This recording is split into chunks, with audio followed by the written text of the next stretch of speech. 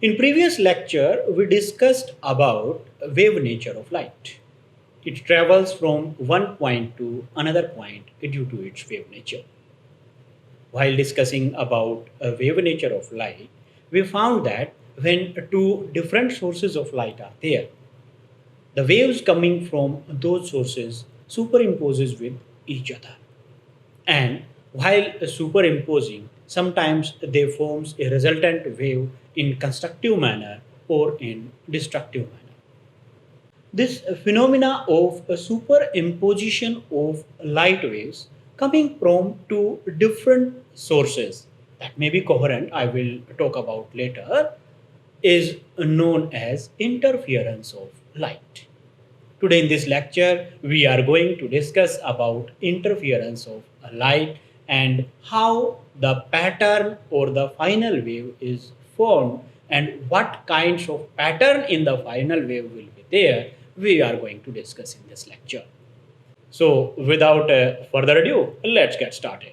As in previous lecture, I told you that when two light waves are superimposed over each other, when crest of one wave falls on the crest of another wave or trough of another wave, this type of interference is known as constructive interference because the resultant is the sum of the two amplitudes of the waves. So here we get a maximum amplitude due to the resultant of addition of or superimposition of those waves. We also discussed that when two waves are superimposed over each other, when they are out of phase, means when crest of one wave falls on the trough or trough falls on the crest of another wave, then the resultant amplitude is minimum there because the subtraction of the amplitudes is there, then this type of interference is known as destructive interference. The path difference is constructive interference is the integral multiple of lambda. Lambda is the wavelength here, and you can see x is equal to n lambda, and n is any integer that may be 0, 1, 2, 3, and so on. And similarly, in case of destructive interference, x is equal to 2n plus 1 lambda by 2 because the path difference is the half wavelength. They are destructively interfering with each other.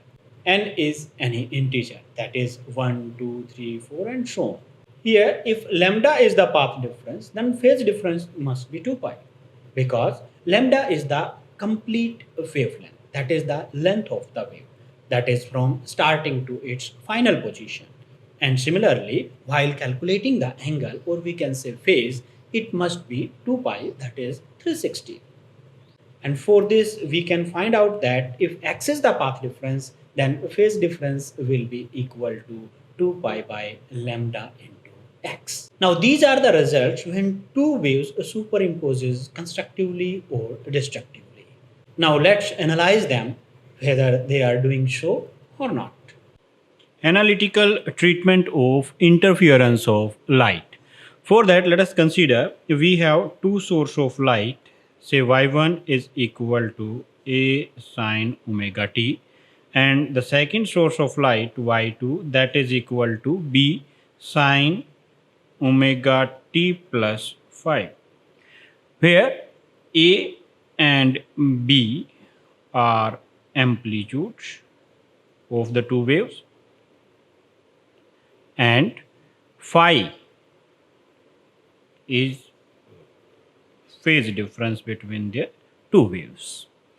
Now on superimposing, we know that the resultant wave y that is given by y1 plus y2.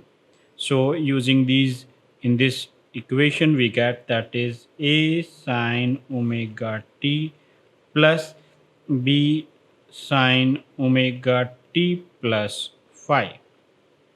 Now let's simplify this equation y a sine omega t plus b and sine omega t plus phi, that is sine a plus b we can use here, then sine omega t cos phi plus cos omega t sine phi, we can write this.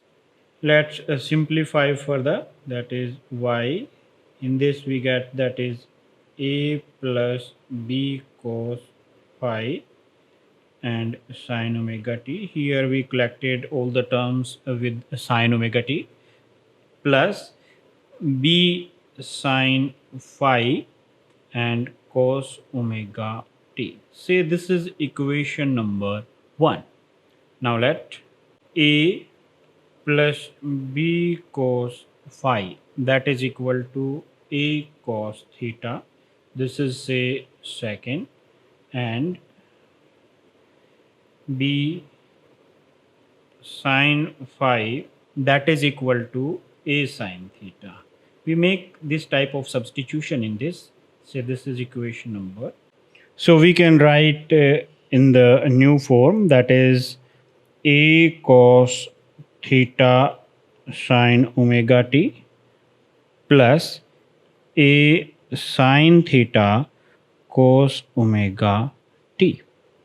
Now we can write here, that is this is simply the formula of sine a plus b. So I can write here, that is a sine omega t plus theta. So this is the where a is the amplitude and theta is the phase difference. This equation represent a harmonic wave. Now scaling and adding these two equations, that is 2 and 3, we get that is a square plus b square cos square phi plus 2ab cos phi, that is equal to a square cos square theta. Squaring this, that is b square sine square phi, that is equal to a square sine square theta. Now we are going to add these two. We get that is a square plus b square cos square phi, and here is b square sine square phi. So from these two terms we can take b common.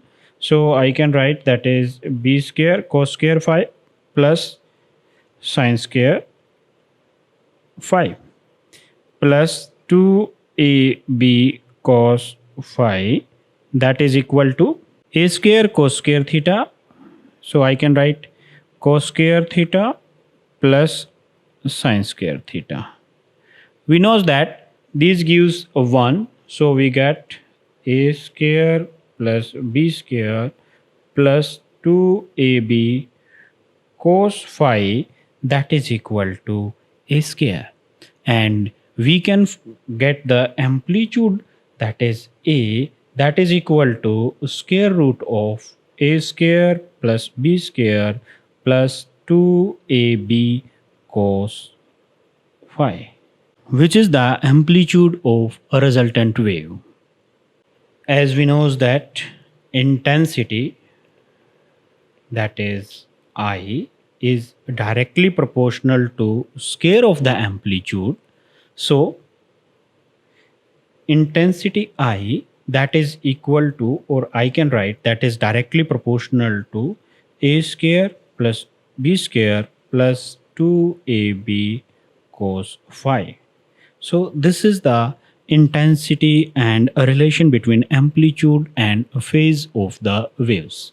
Now let's discuss about the interference, whether it is a constructive type of interference or it is a destructive type of interference.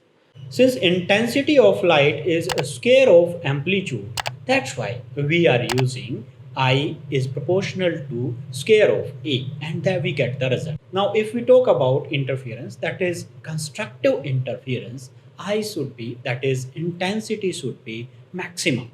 The value of this intensity will be maximum if cos phi is maximum, and the value of cos phi, maximum value of cos phi is plus 1, which will be available only when this phi is 0, pi, 2 pi, and so on. That should be even multiple of this pi. which implies that phi is equal to, we can generalize this like this, that is phi is equal to 2n pi, where n is any integer 0, 1, 2, 3, and so on. And thus path difference that will be equal to x, that is lambda upon 2 pi into phi. This implies this is equal to lambda upon 2 pi, and the phase difference is 2 and pi, cancelling 2 pi to 2 pi, we get n lambda. So the path difference, that x must be equal to n lambda, where n is 0, 1, 2, and so on. And this is the same type of result as we discussed earlier. Now, what about the destructive interference? We know that for destructive interference, I should be minimum. And this will be minimum, intensity will be minimum, because in this formula, there is cos phi, and this cos phi should be minimum. For that, the minimum value of cos phi is -1. The value of cos phi will be -1 for different values of phi, that is pi, 3 pi, 5 pi, and so on. These are odd integral multiple of this pi. For this, we can make a general formula that this phi, that is equal to 2n plus 1 pi. N is 0, 1, 2, 3, and now the path difference. As we know that path difference x, that is equal to lambda upon 2 pi into phi.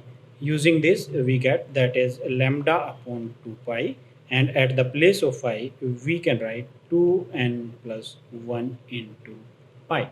So cancelling pi to pi, thus we get this path difference x, that is equal to 2n plus 1 lambda by 2, where n is 0, 1, 2, 3, and so on. So this is the result for destructive interference. So up to now, we get the results for constructive and destructive type of interferences. For constructive interference, the phase difference is 2 n pi and the path difference is n lambda. And for destructive interference, the phase difference is 2n plus 1 pi and the path difference is 2n plus 1 lambda by 2.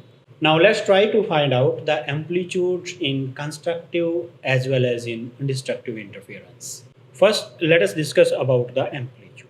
As we know that amplitude A, that is equal to A square plus B square plus 2AB cos phi under the root. For constructive interference, cos phi is 1, and thus this implies that this amplitude A, that will be equal to A square plus B square plus 2AB under the root. Or we can simply write that this A, that is equal to A plus B whole square under the root, and we can cancel out this and we get this amplitude A is A plus B.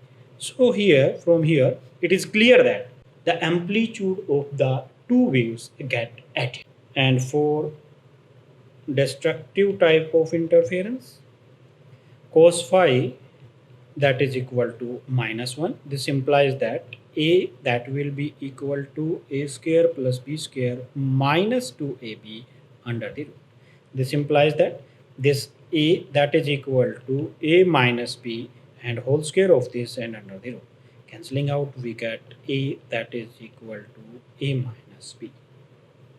So from here, it is clear that in destructive interference, the resultant amplitude is the difference of the amplitudes of two interfering waves. So the amplitude in destructive is a minimum. And for them, we can write the intensities, that is I maximum, that will be proportional to A plus B whole square of this. And for minimum, that is proportional to A minus B whole square of this. Now let's divide I maximum divided by I minimum. In that case, that will be equal to a plus b whole square, and this is a minus b whole square. So this is the result when we find the ratio of maximum to the minimum intensity of the light waves. Now, if the two sources are of same amplitude, means amplitude of first wave is equal to amplitude of second wave. That means A is equal to B. That is, two sources are of same amplitude. In that case, what will happen with this intensity? Then this I maximum to the I minimum, that will be equal to 4a square upon 0. Here, one thing should be kept in mind, that this is not a 0, because A is equal to B. Then amplitudes are there, some physical quantities are there, and if we subtract one physical quantity from other physical quantity, we get another physical quantity, not 0. That's why here we should always use A or B, but not 0. So we should modify here like this, that is A. This means I maximum, and this is the square of this. This means I maximum is equal to 4 times of I minimum. This is the important result. What does it mean? When two waves of same amplitude are superimposed over each other, or they interfere with each other, then in that case the ratio of maximas and minimas, you observed in patterns that somewhere there are light and somewhere there is dark in the different types of pattern as we seen there. So the ratio of that maxima and minima, where brightness and darkness are there, the ratio of brightness or darkness is 1/4 of each other. That brightness is 4 times of its minimum amplitude, that is darkness. Now the point comes to our mind that when interference is there, we see that somewhere there is high intensity and somewhere there is some less intensity, or there is a difference between intensities inside the pattern. Then is it according to law of conservation of energies? Let's see whether the interference of light is according to law of conservation of energy. Interference and energy conservation. We know that maximum intensity, that is equal to A plus B whole square, and minimum intensity, that is equal to A minus B whole square. Then if we find the average intensity, that will be equal to maximum intensity plus minimum intensity and divided by 2. This is equal to A plus B whole square plus A minus B whole square divided by 2. And we get in this case, that is I average, that is equal to A square plus B square. If there is no interference, then this I, that must be equal to I1 plus I2, that is equal to A square plus B square. And from these we can write, that is I is equal to I average. So no energy gained or lost in interference, but the energy is redistributed from minima to maxima and so on. That's why interference is according to law of conservation of energy. Up to now, we find that some maximas and minimas are formed when light waves are interfering with each other. Then you observe some parts in this pattern which are bright and some parts which are dark. Now this bright or dark part have some width. And this type of width is known as fringe width, because the part which is either dark or it is bright, it is known as a fringe. Now the problem here is that how can we determine this fringe width? So to determine this fringe width, Young did an experiment that is known as Young's double slit experiment. So now let's discuss about Young's double slit experiment and see how we can find out fringe width with the help of this experiment. In this experiment, Young produced two sources of light from a single source. How this can be produced? This is very easy. If we put a single source behind the two slits, then observer sitting behind these slits thinks that there are two sources of light. You can observe this type of pattern by making two holes in a cardboard and place a bulb behind that. Then if you are sitting other side of the cardboard, that is on the opposite side of the bulb, then you observe that these two holes works as a source. You observe the light from these two sources. Similarly, Young also produced two slits, and with the help of these slits, he observed the patterns on a screen which is placed at some distance from these slits. So how we can find out? Let's see. For that, let us consider this is a source of light, that is S. Let these are the two slits S1 and S2. Let a screen is placed on the other side of these slits, that is at a distance D from these two slits. Light travels from this source in all directions. Let it reaches to S1 and S2. Now let us consider a point P at a distance x from the center of this screen. Let d be the distance between these two slits. Now this point P is maxima or minima depends upon the path difference between the rays reaching from the two different sources, that is S1 and S2. From here is S to P minus S1P. If this path difference is n lambda, then that will be maxima. And if this path difference is 2n plus 1 lambda by 2, this will be minima. So let's try to calculate what is this path difference. Now from triangle S1AP, that is S1P square of this, that will be equal to S1A whole square plus AP whole square. We find that this is equal to D square plus X minus D by 2 whole square.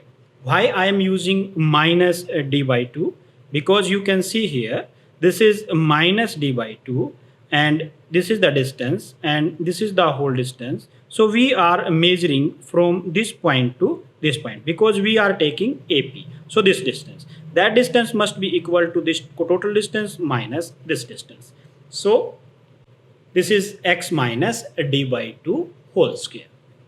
Now from this we can find out that is S1P whole square of this, that will be equal to, that is D square plus X square plus D by 2 whole square of this minus X and D. This is say equation number 1. Similarly, we can find from triangle S2BP, that is S2P whole square, that is equal to S2B square of this plus BP whole square of this. This is equal to, that is D square plus this time this is X plus D by 2 whole square of this. This implies that S2P whole square, that will be equal to D square plus X square plus D by 2 whole square, and this is plus XD. Now subtracting 1 from 2, we get, that is S2P whole square, this is equation, this was equation number 2, S2P square minus S1P p square, that will be equal to 2xd. This implies that s2p minus s1p into s2p plus s1p, that is equal to 2xd. Now this point P is not at much distance from the central point O. So in this case S1P is nearly equal to S2P. So while adding S1P and S2P, we can take these distances nearly equal to D, that is the distance between the slit and the screen. But when we are subtracting, then we must take the difference. This is because while we are adding the two things, we are getting a bigger value. So in comparison to that value, that small portion that was the difference between S1P and S2P, that is very small. So that's why we can neglect that difference. But while subtracting, that is we are subtracting S2P minus S1P, we are doing like this. In that case, this value will be small. And for this small value, we can neglect it. That's why we keep the difference, but at the place of addition, that is S1P plus S2P, we can simply write 2D. So here we can write that is S2P minus S1P is equal to 2xd divided by S2P plus S1P, and as discussed, we know that S1P is nearly equal to S2P and that is nearly equal to D for addition. Just for addition we are using this. So 2xd divided by 2D. So cancelling 2 by 2, we get this path difference, that is equal to xd by d. So this is the path difference between the two waves reaching from the two slits S1 and S2 to the point P on the screen. Now this point P will be maxima or minima, that depends upon this path difference. If this path difference is equal to n lambda, that will be maxima, and similarly we can find for minima. So for maxima, or we can say for constructive interference, this path difference, that is x d by d, must be equal to n lambda, where n is 0, 1, 2, 3 and so on. So we can find the position of maximas, say position of nth maxima, that is equal to n lambda d by d. So this gives the position of nth maxima. So what are the different position? When n is equal to 0, we write x0, and x0 is central position, that must be equal to 0. That means the central point will be maxima. So from here it is clear that the central point will be maxima.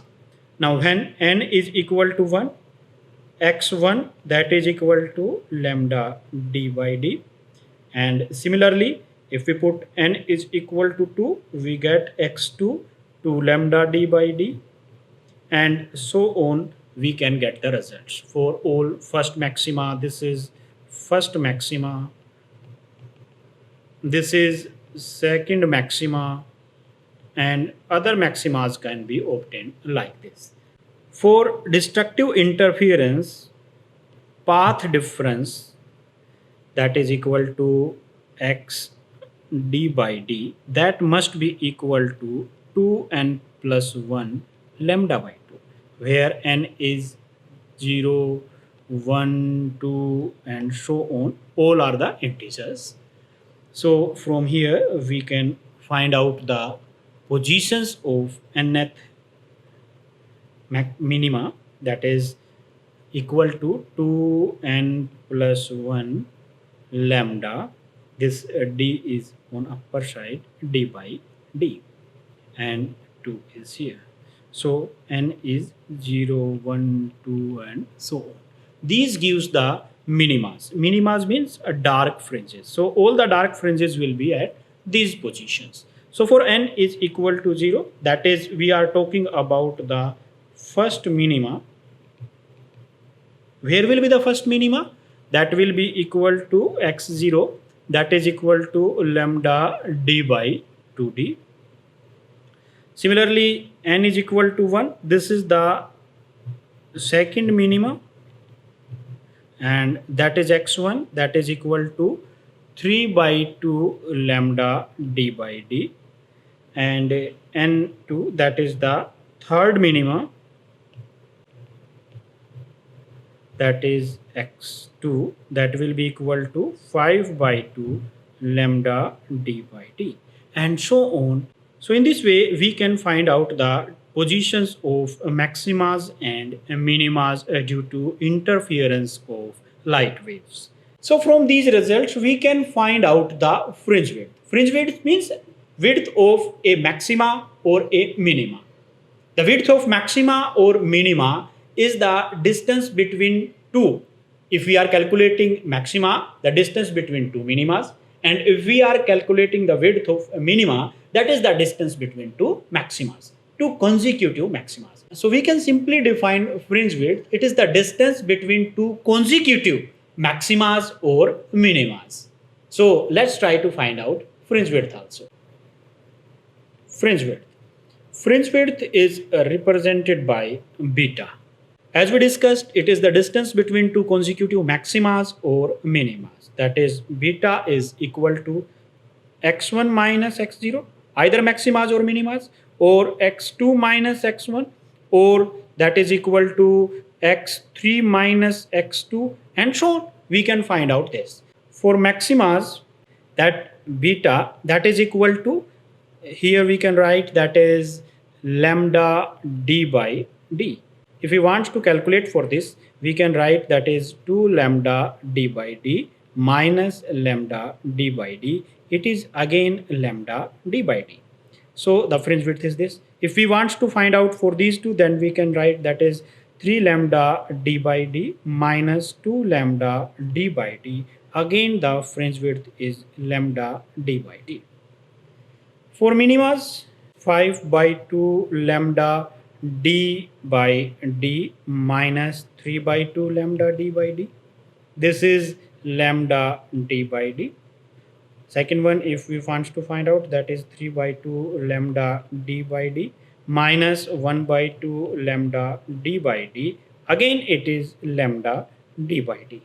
So from here it is clear that fringe width, that is beta, that is equal to lambda d by d, where lambda is the wavelength of light, d is the distance between slit and the screen, and small d is the distance between the two slits. So from here we conclude that beta is same for bright as well as dark fringe, and that is equal to lambda d by d. Second one is beta is directly proportional to lambda. So greater is the wavelength, greater will be the fringe width. That's why for red color fringe width is large, and for violet color fringe width is small. And the third one, beta is directly proportional to d. This is the distance between the slit and the screen. If we increase the distance between slit and the screen, then the fringe width will be large. The fourth one, beta is inversely proportional to d. That is the distance between the two slits. If the distance between the two slits will be small, fringe width will be large. When two sources of light are placed close to each other, fringe width will be large, and when they are moved away from each other, then the fringe width will be small. Fifth point, we can make intensity of all bright fringes are same. That is, I maximum, that is proportional to square of the amplitude, and that is a plus b whole square, and this is a constant value. And similarly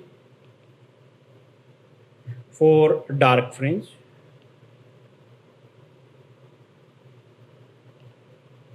it is again same, that is I minimum, that is amplitude, minimum amplitude square, and that is equal to a minus b whole square, and this is again constant. We can show this interference pattern graphically like this. Here, peaks are represented maximas and valleys are representing minimas. You observe that there is a central point, that is central point is a maxima written here is CB, and there are some bright fringes that are written by, that is first bright fringe, second bright fringe. See, these type of patterns are on both sides of this intensity line. The height of these curves represents the intensity, and you observe that height of all bright fringes are the same.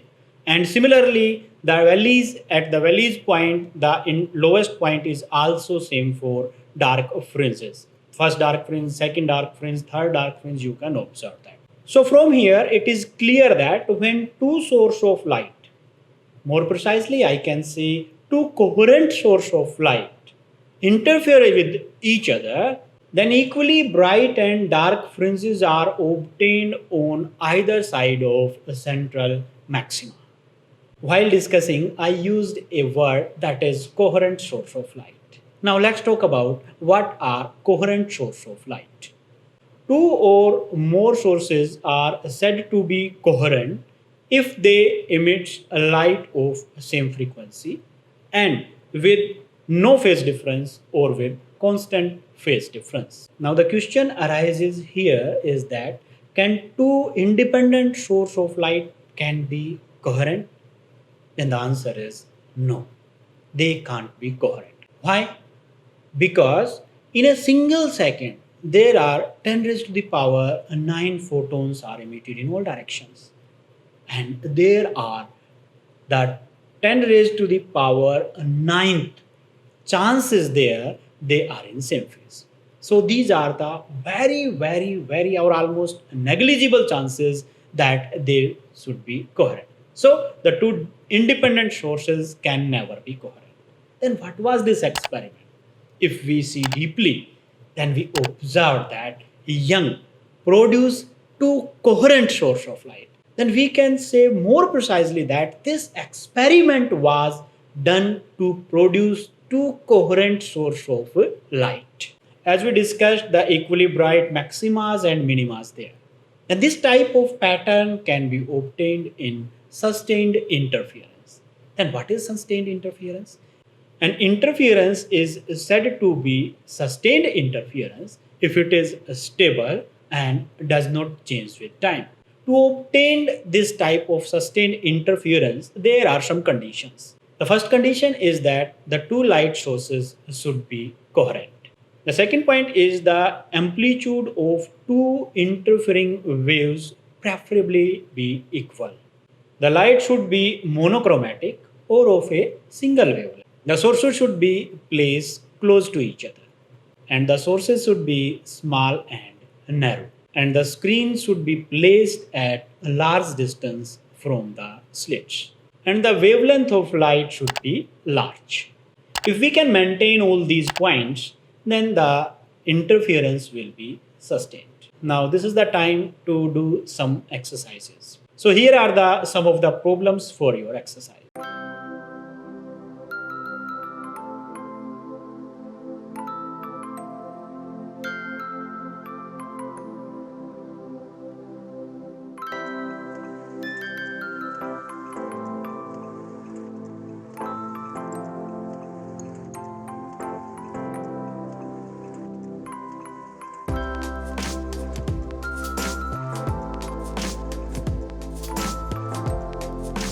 So today we discussed about interference of light.